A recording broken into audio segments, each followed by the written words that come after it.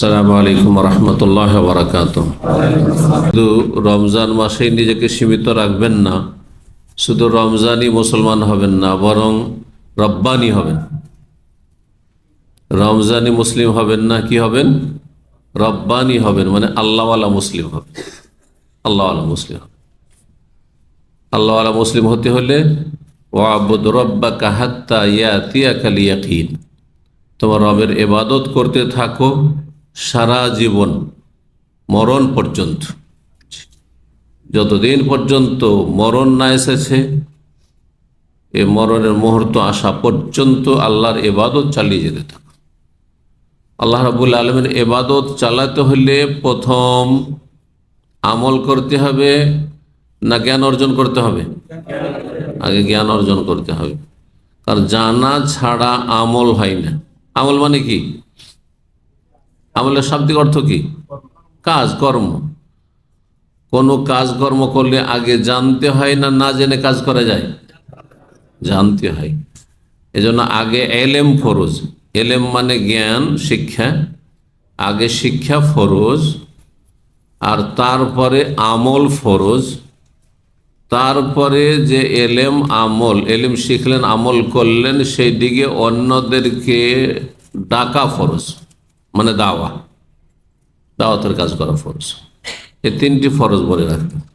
তিনটি ফরজ কাজ মনে রাখবেন। প্রতিটি মুসলিমের ওপর দায়িত্ব যে নিজে জ্ঞান অর্জন করবে এবং সে অনুযায়ী আমল করবে, আর তারপরে সেই দিকে মানুষকে আহ্বান করবে।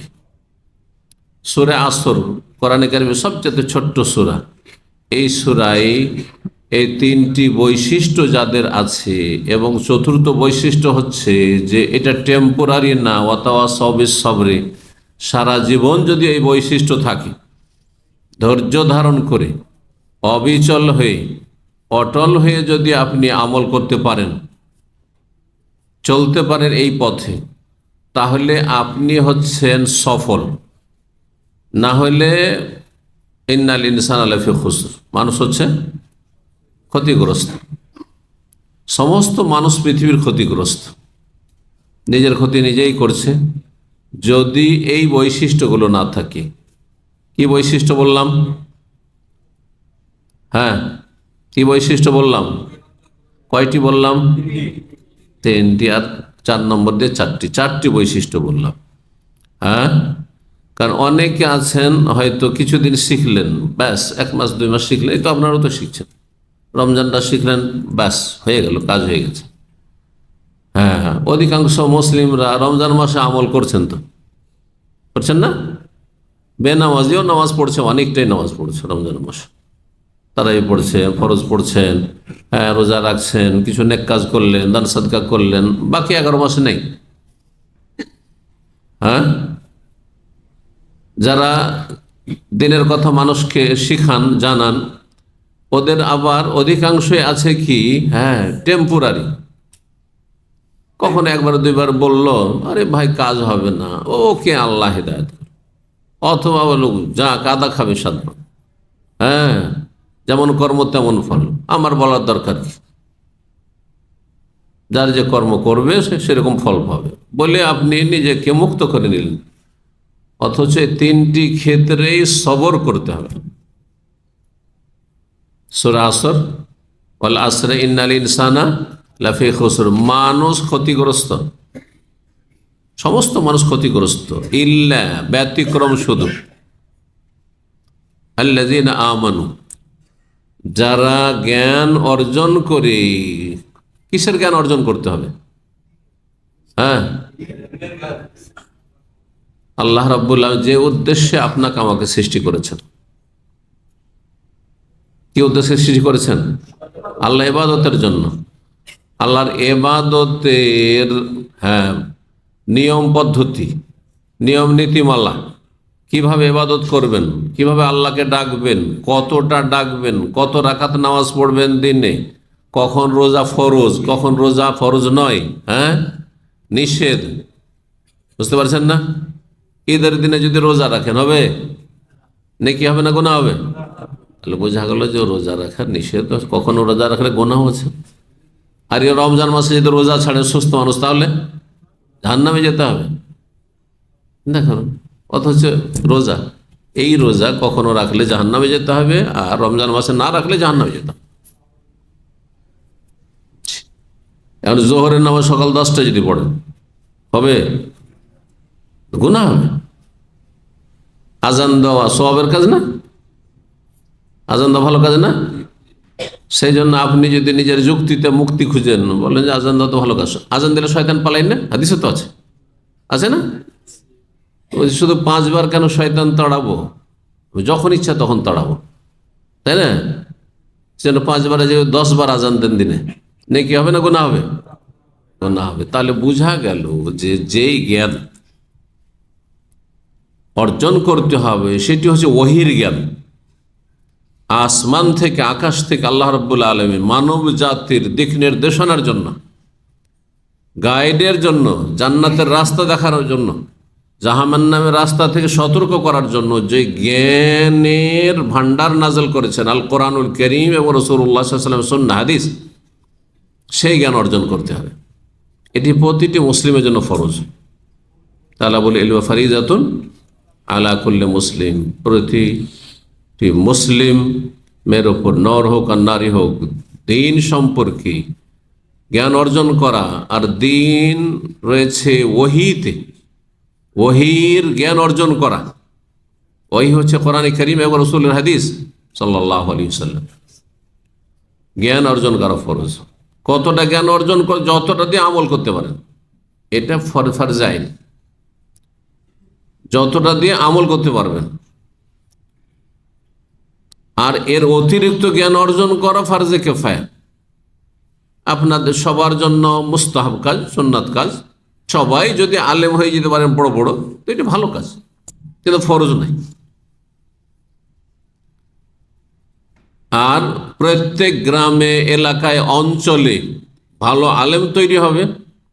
প্রত্যেক বংশে ভালো আলেম তৈরি হবে, 1-2 জন, যারা নিজের বংশকে জাহান্নাম থেকে রক্ষা করবে, জান্নাতের রাস্তা দেখাবে। এটি হচ্ছে ফরজে কিফায়া।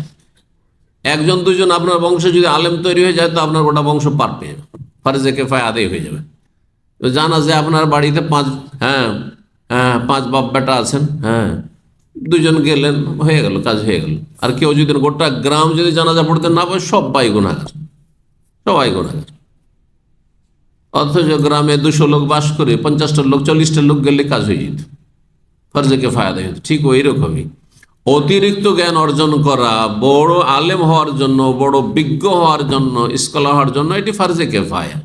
আপনাদের জন্য সুন্নাত মুস্তাহাব, যত পারেন ভালো। কিন্তু কতটা ফরজ আপনাদের জন্য মৌলিক জ্ঞান অর্জন করা, যা দিয়ে আপনি আমল করতে পারবেন। এলেম, তারপর আমল, তারপর দাওয়াত, তারপরে সবর। মনে থাকবে 4টি। প্রশ্ন করে প্রাইজ দেবেন আজকে নতুন লোকদের। এলেম যদি থাকে আর সেই অনুযায়ী তারপর বিশ্বাসের সাথে এলেম। একটা জিনিসে বিশ্বাসী না থাকে তো ওই জ্ঞানের কোনো মূল্য আছে? কোনো মূল্য নেই। এই জন্য ইল্লাল্লাযিনা আমানু বলেছেন। উদ্দেশ্য হচ্ছে জ্ঞান অর্জন করি, সহি কথাকে বিশ্বাস করা, মেনে নেওয়া, ওয়া আমিলুস সালিহাত, আর ভালো আমল করা।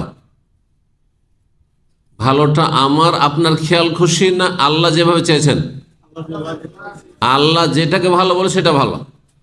এই জন্য বললাম যে 5 বার আজান 5 ওয়াক্তের জন্য দিলে আল্লাহ এটাকে ভালো বলেছেন, এটি নেকির কাজ।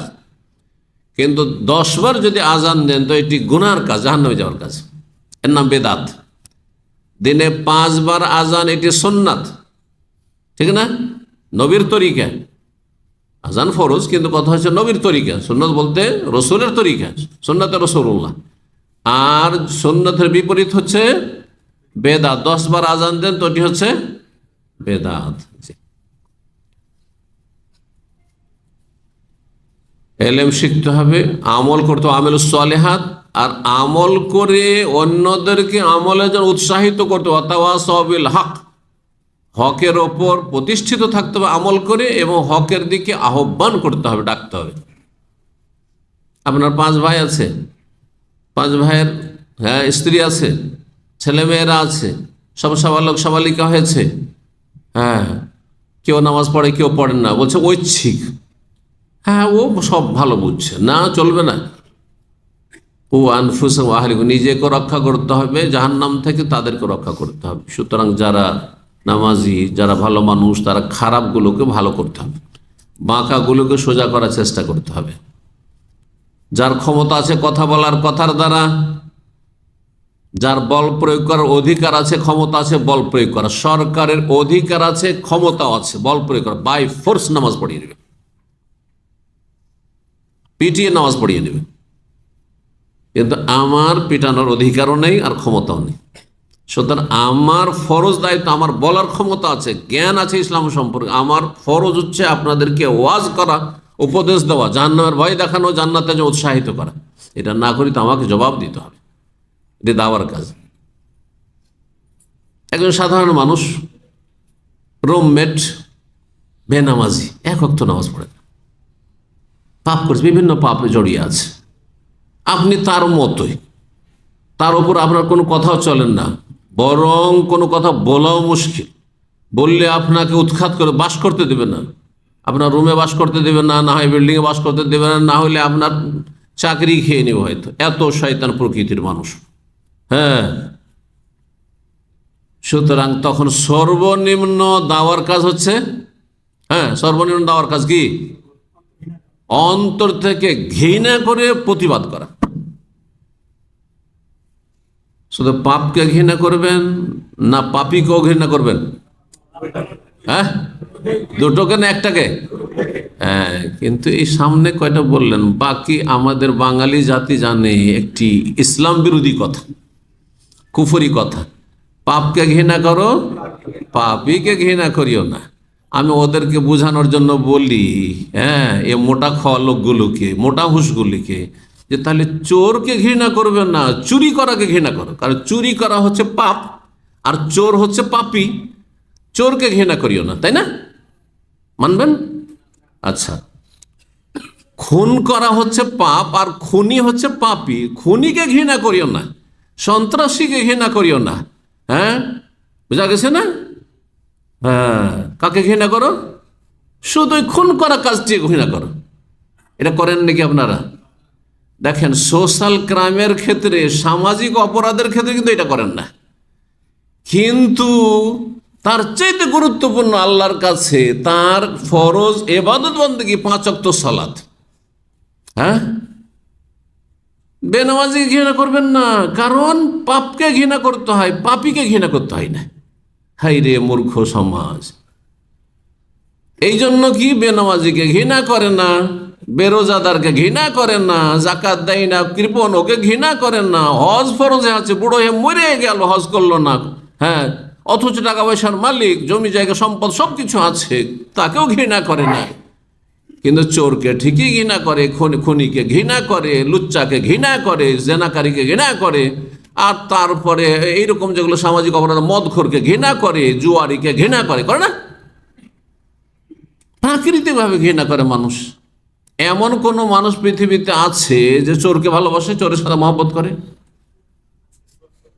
চোর তো সেও চোর, তার প্রকৃতি সুস্থ প্রকৃতির মানুষ, ও অমুসলিমও ভালোবাসবে না, কারণ ওরও ভয় আছে যে কখন আমার বাড়িতে চুরি করতে পারে, ঠিক না? তো কথা হচ্ছে যে এই কথাটি ইসলাম বিরোধী কথা, বরং কুফরি কথা। কেউ যদি, হ্যাঁ, দুটোতে পার্থক্য করে, চোর আর চুরিতে, ডাকাত আর ডাকাতিতে, খুন আর খুনিতে, যে পাপকে ঘৃণা করো, পাপীকে ঘৃণা করিও না, তার এই কথাটি কুফরি কথা, ইসলাম বিরোধী কথা, সাংঘর্ষিক ইসলামের সাথে। আপনি মুসলিম হইতে পারেননি, তাহলে কত ইসলাম বিরোধী কথা আমাদের মুসলিম সমাজ ছড়িয়ে আছে। বলছিলাম, দাওয়ার কাজের 3টি স্তর আছে। যার বল প্রয়োগ করার ক্ষমতা আছে, বল প্রয়োগ করবে। আচ্ছা, বল প্রয়োগ শুধু সরকার করবে? আর কাউকে আল্লাহ এরকম ক্ষমতা দেননি, অধিকার দেননি? বাপ, হ্যাঁ, আজ যতদিন, হ্যাঁ হ্যাঁ, মেয়ের বিয়ে দিয়ে জামাইয়ের ঘরে পাঠিয়ে দেয়নি, বাপের অধীনে আছে, বল প্রয়োগ করতে পারবে মেয়ের ওপর। ছেলে যতদিন, হ্যাঁ, রক্ত মাংস হাড় হাড্ডি শক্ত হয়ে যায়নি, এখনো তাকে শাসন করতে পারবে, বল প্রয়োগ করবে। আর যখন হাড়াহাড়ি শক্ত হয়ে গেছে, এখন বাপ যদি বলে হ্যাঁ 18 বছর 20 বছর 25 বছরের ছেলেকে যে নামাজ পড় না হলে হ্যাঁ পা ভেঙে দেবো, হাত পা ভেঙে দেবো, হ্যাঁ মার দেবো, মার দিতে গেলে উল্টো বাপকে হয়তো মার খেয়ে নিতে হবে। তখন বল প্রয়োগ করা চলবে? বল প্রয়োগ করা চলবে না। কিন্তু আছে আবার এখানে এতটুকু বুঝে শুধু রেখে দিয়েন না, বল প্রয়োগও করতে পারছেন না আর নামাজও পড়াইতে পারছেন না, আপনি কথা বলে ওয়াজ করে বুঝিয়ে হ্যাঁ উপদেশ দিয়ে আর একসাথে বসে হ্যাঁ এক দস্তরখানে বড়ই আমোদ ফুর্তি করে বেনামাজি ছেলেকে নিয়ে খাচ্ছেন, চলবে? ওটাই জায়েজ না, বাড়ি থেকে বের করে দিত, তুই আলাদা খা। হ্যাঁ তুই ইনকাম কর, সাবালক হয়েছিস, হ্যাঁ রক্ত গরম হয়েছে, হাড্ডি মজবুত হয়ে গেছে, খেটে খা। কথা বোঝা গেছে? কারণ ছেলে সাবালক হয়ে যাওয়ার পরে যদি অবাধ্য হয় তার কোনো দায়িত্ব পাবেন না, তাকে বাড়ি থেকে বের করে দেবেন।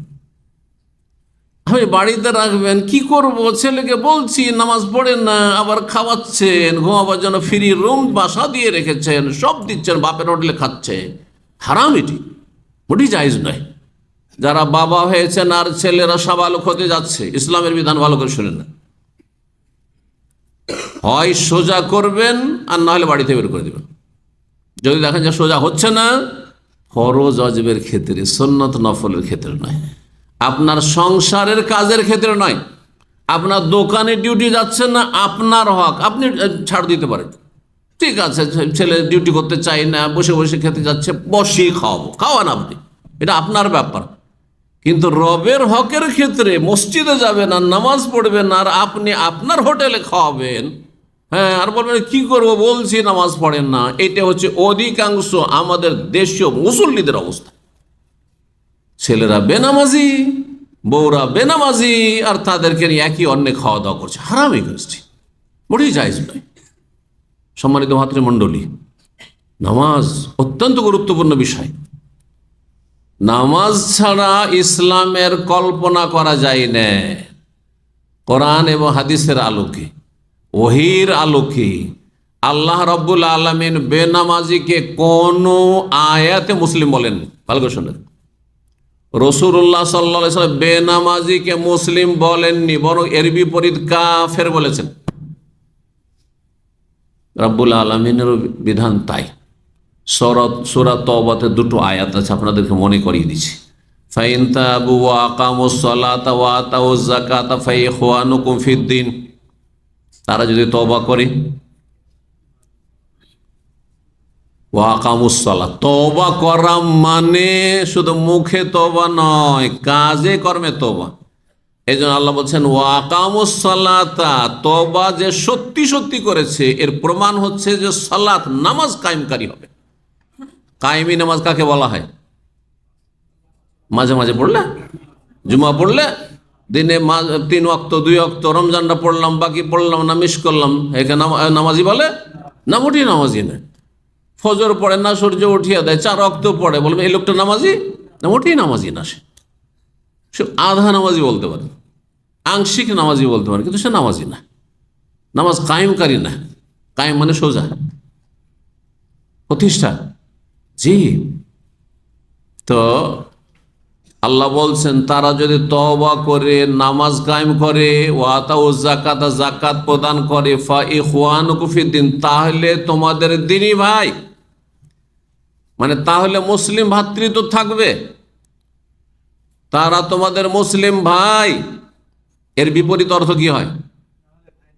যদি তওবা করে নামাজি না হয়, বেনামাজি থেকে যায়, হ্যাঁ তাহলে তোমাদের ভাই না।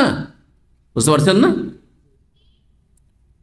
আল্লাহ রাব্বুল আলামিন জেহাদের বিধান বর্ণনা করতে গিয়ে আর একটি আয়াতে বলছেন এটা শাসক গোষ্ঠীর জন্য, পাবলিক আবার জেহাদ হাতে নেবে না, আইন হাতে তুলে নেবে না। আলেম নিজে জেহাদ, হ্যাঁ আলেম সরকারকে বলতে পারে ফতোয়া দিয়ে, হ্যাঁ তাও না স্টেজের নাই, সরকারের কাছে গিয়ে পরামর্শ দিয়ে উপদেষ্টা হিসাবে, কিন্তু জেহাদের ঘোষণা কে করবে? সরকার। যুদ্ধের ঘোষণা কে করবে? সশস্ত্র যদি লড়াই, সরকার ছাড়া কোন আলেম, মুফতি, আল্লামার, সংগঠনের নেতা কারোই অধিকার নেই। শুনে রাখেন, এখান থেকে জঙ্গি তৈরি হয়েছে মুসলিম সমাজে। যারা নিজেরাই ফতোয়াবাজি করা শুরু করলো, মেম্বার পেলে মাইক পেলে দিল একবারে, হ্যাঁ ফাটিয়ে দিল, হ্যাঁ আর তারপরে হ্যাঁ কিবোর্ড যোদ্ধা সব কিবোর্ডে যুদ্ধ করা শুরু করলো, ফেসবুক যোদ্ধা সব। কথা বুঝতে পারছেন না? এরা হচ্ছে জঙ্গি, এরা হচ্ছে সন্ত্রাসী, এরা হচ্ছে সীমা লঙ্ঘনকারী। কিন্তু সরকার যখন বলবে যে জালেমদেরকে প্রতিহত করার জন্য বের হইতে হবে, সরকার যদি ফাসেক হয়, পাপিষ্ট, আপনার সরকার নামে মুসলিম কাজে মুসলিম নয়, অধিকাংশেরই অবস্থা এরকম, তারপরেও শুনতে হবে ফাসেক ফাজাক। ভারতে প্রথম দলটি যে জিহাদে গিয়েছিল, হ্যাঁ কোন এলাকায় গিয়ে নেমেছিল বলেন তো দেখি, কার জানা আছে? ভারতে প্রথম জেহাদের জন্য যেই দলটি গিয়েছিল সাহাবায়ে কেরাম তাবেঈনদের, সেই দলটি কোথায় পৌঁছেছিল প্রথম? না, কিচ্ছু জানেন না। সিন্ধু প্রদেশ, সিন্ধু প্রদেশ। কার নেতৃত্বে? তাবেঈ মোহাম্মদ বিন কাসিম রহমতুল্লাহ আলাইহির নেতৃত্বে, তাবেঈ হচ্ছেন সেনাপ্রধান। তাকে পাঠিয়েছিল কে জানেন? আশ্চর্য হয়ে যাবেন, আশ্চর্য হবেন আপনি। বললাম যে পাপিষ্ট সরকার হয় আর আপনাকে জেহাদের নির্দেশ দেয়, তাহলে পালন করতে হবে। কিন্তু সরকার ছাড়া জেহাদ, সশস্ত্র জেহাদ হয় না, এটি বোঝানোর জন্য, যাতে মুসলিম সমাজে এই যুবক পোলাপান কিছু স্কুল কলেজ পড়ে একটু ধার্মিক হইতে এক গর্ত থেকে উঠে নাস্তিকতার গর্ত থেকে উঠে আসলো, সেকুলারিজমের গর্ত থেকে উঠে আসলো, আর গিয়ে চরমপন্থার ওই আপনার জঙ্গিদের গর্তে গিয়ে আছাড় খেয়ে পড়ে গেল, গুমরাহ হয়ে গেল। এমনটা যেন না হয়। আমরা চাইছি যে এক গর্ত থেকে উঠে এসে থাকেন, রাস্তার উপর রাজপথে থাকেন, যাতে জান্নাত যেতে পারে। এদিকে গর্ত আছে, এদিকে গর্ত আছে, সাবধান। আমি ছেলে মেয়েদের মানুষ করার ক্ষেত্রে বলি, যেমন আপনার ছেলে মেয়েদেরকে নাস্তিক হতে দেবেন না, সেকুলার হতে দেবেন না, মানব রচিত বিধানে বিশ্বাসী হতে দেবেন না, তেমন জঙ্গি সন্ত্রাসী চরমপন্থী হতে দেবেন, টেরোরিস্ট হতে দেবেন না। দুটোই কিন্তু গর্ত, জাহান্নামের গর্ত। সতর্ক, সাবধান। কথা বুঝতে পারছেন না? জি হ্যাঁ। যার যে অধিকার আছে সে অধিকারের প্রয়োগ করবে, যার যে ক্ষমতা এবং অধিকার আছে সেটাতেই নিজেকে সীমাবদ্ধ রাখবে। আমার অধিকার নেই যে আমি এসবের ঘোষণা করব, শাসকের অধিকার। বলছিলাম মোহাম্মদ বিন কাসেম রহমতুল্লাহ আলাইহি, মাত্র 18 বছরের যুবক, তিনি সেনাপ্রধান, তার নেতৃত্বে যাচ্ছেন হ্যাঁ সিন্ধু প্রদেশ, তখনকার সিন্ধু, এখনকার বর্তমান সিন্ধু, জানেন তো সিন্ধু একটা প্রদেশ পাকিস্তানের। পাকিস্তান তখন অখণ্ড ভারত, অখণ্ড ভারতীয় এগুলো সব, হ্যাঁ ভারত, বাংলাদেশ, নেপাল, বর্মা, এই সমস্ত যত সিকিম, ভুটান, এগুলো সব ছিল সব অখণ্ড ভারত তখন একবারে। জি, তো সেখানে পৌঁছিলেন। হ্যাঁ, কার নির্দেশে গিয়েছিলেন? যার নির্দেশে গিয়েছিলেন মোহাম্মদ ইবনে কাসেম, তিনি তার শ্বশুর, আর সে ছিল বাসরার কুখ্যাত জালেম খুনি গভর্নর। বুঝতে পারছেন তার নাম? যেহেতু বলে দিয়েছি, হ্যাঁ যে সে খুনি কুখ্যাত, হ্যাঁ 1,20,000 যাদেরকে বিদ্রোহী মনে করতো, দেশদ্রোহী মনে করতো, ধরে ধরে শুধু জবাই করতো। ওর কাজই ছিল মানুষ জবাই করা। কত বড় জালেম ছিল সে, চিন্তা করুন। আজকাল এরকম জালেম হিটলার ছাড়া খুঁজে পাওয়া মুশকিল আছে। এইরকম জালেম ছিল। তার নাম হাজ্জাজ বিন ইউসুফ। জি, আর তার উপরে খলিফা দামেস্কে ছিলেন, হ্যাঁ উমাইয়া বংশের খলিফা। জি, তো তার অর্ডারে জামাইকে সেনাপ্রধান বানিয়ে জেহাদ, ভারতে ইসলামের প্রচারের জন্য এবং জেহাদের জন্য পাঠিয়েছে। তাহলে বলছিলাম যে শাসক ছাড়া কিন্তু অস্ত্র ধরা হয় না, আইন হাতে নয়। চোরের হাত কাটবেন, এটা চোর হঠাৎ করে ধরলেন না, ধর হাত কেটে নেবেন? হ্যাঁ, হাত কাটা ইসলামের বিধান না? তারপরেও কি এটা বাস্তবায়ন কে করবে? সরকার করবে। আচ্ছা, যদি এইটাই যদি ইসলামের বিধান হওয়া সত্ত্বেও আমি যদি করি, তো আমি জাহান্নামী। বুঝতে পারছেন না? সীমা লঙ্ঘন করলাম। ইন্নাল্লাহ লা ইউহিব্বুল মুতাদিন। তাহলে আমাদের দেশে যে চোরকে, ডাকাতকে, পকেটমারকে গণপিটুনি দিয়ে মেরে ফেলা হয়, এটা কি জায়েজ, হারাম কিনা? যারা গণপিটুনি দিয়ে চোরকে, পকেটমারকে মেরে দিচ্ছে, হ্যাঁ বা গণপিটুনি দিচ্ছে, তারা জাহান্নামে যাওয়ার কাজ করছে কিনা? জাহান্নামে যাবে ওরা। সবগুলি জাহান্নামে যাবে যদি গণপিটুনিতে মারা যায়। আর যদি জুলমের শিকার হয়, সবার মারার অধিকার তাকে নেই, প্রশাসন অধিকার রাখে যে তাকে কি শাস্তি দিতে হবে, তার অপরাধ অনুযায়ী তার শাস্তি। যদি দণ্ডবিধানে পৌঁছে যায় তো যেগুলো ইসলামের দণ্ড আছে, হুদুদ আছে, সেগুলো হবে। আর না হলে তাজির, শাসনমূলক কিছু পানিশমেন্ট সরকার করবে, সেটা সরকার নির্ধারণ করবে। কথা বুঝতে পেরেছেন না? তো যে কথা বলছিলাম যে নামাজের গুরুত্ব বলতে গিয়ে বললাম যে নামাজ না পড়লে ইসলাম থাকে না, এই কথা কোরআনে স্বয়ং আল্লাহ বলেছেন। নামাজ না পড়লে জাহান্নামে যেতে হবে, এই কথা কোরআনে আছে। জাহান্নামী যখন জাহান্নামে চলে যাবে, সূরাতুল মুদ্দাসসিরে রয়েছে, জাহান্নামীরা যখন জাহান্নামে চলে যাবে আর জান্নাতীরা জান্নাতে চলে যাবে, তো জাহান্নামীদের সাথে কথোপকথন হবে। একই গ্রামের, একই বংশের জান্নাতী আর জাহান্নামী। ফি জান্নাতি ইয়াতাসাআলুনা আনিল মুজরিমিন, জান্নাতে জান্নাতীরা আছে আর ওই পাপী অপরাধীদের সম্পর্কে জিজ্ঞেস করবে যে আরে ওরা কোথায়, আমাদের গ্রামের অমুক অমুক কোথায়, আমাদের বংশের অমুক অমুক কোথায়, আর ওই লোকগুলি কোথায়, আমাদের সাথে একই কোম্পানিতে কাজ করতো, ওরাকে কেন জান্নাতে দেখি না? তখন তাদের সাথে যোগাযোগ জিজ্ঞাসা করবে, ইয়াতাসাআলুনা আনিল মুজরিমিন, অপরাধীদের সময় জিজ্ঞেস করবে, মা সালাকাকুম ফি সাকার, ওদেরকে জিজ্ঞাসা করবে কি ব্যাপার, জাহান্নামে কেন, তোমাদের জান্নাতে কেন পাচ্ছি না, জাহান্নামে কেন গেলে? প্রথম উত্তর কি হবে? চুরি করেছিলাম, ব্যভিচার করেছিলাম, ডাকাতি করেছিলাম, বেঈমানি করেছিলাম, নাকি খুন করেছিলাম, এগুলো উত্তর নয়। তাহলে এর চেয়ে বড় অপরাধ, কালু, তার বললাম নাকু মিনাল মুসাল্লিন। খুব সহজ ভাষা কোরআনের।